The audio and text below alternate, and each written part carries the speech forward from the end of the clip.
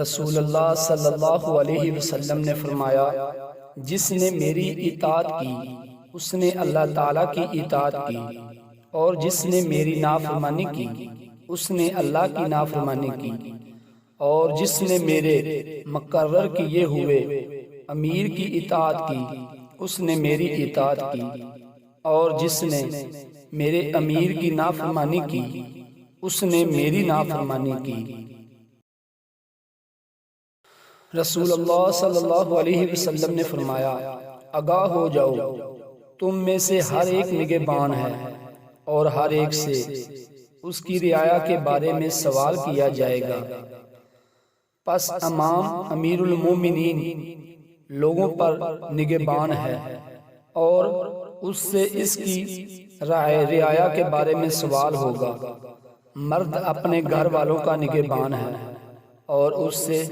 اس کی رعایا کے بارے میں سوال ہوگا،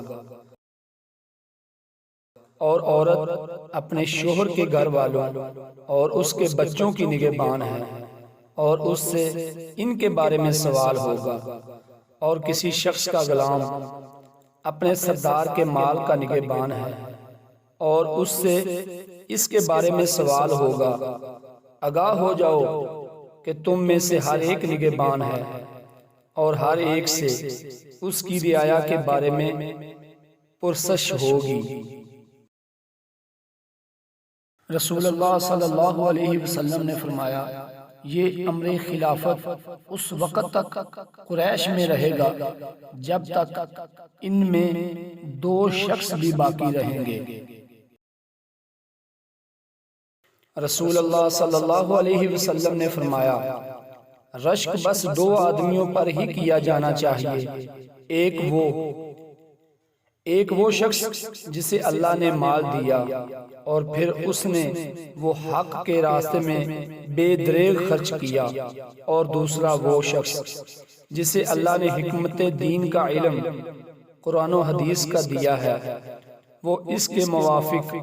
فیصلے کرتا ہے۔ رسول اللہ صلی اللہ علیہ وسلم نے فرمایا، سنو اور اطاعت کرو، خواہ تم پر کسی ایسے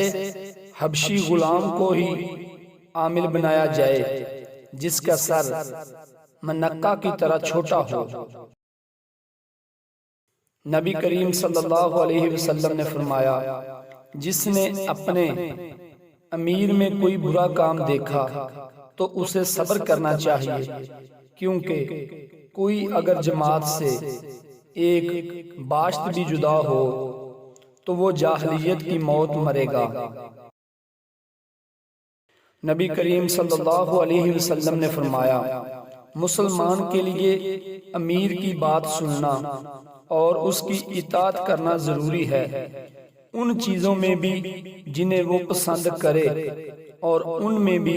جنہیں وہ ناپسند کرے، جب تک اسے معصیت کا حکم نہ دیا جائے۔ پھر جب اسے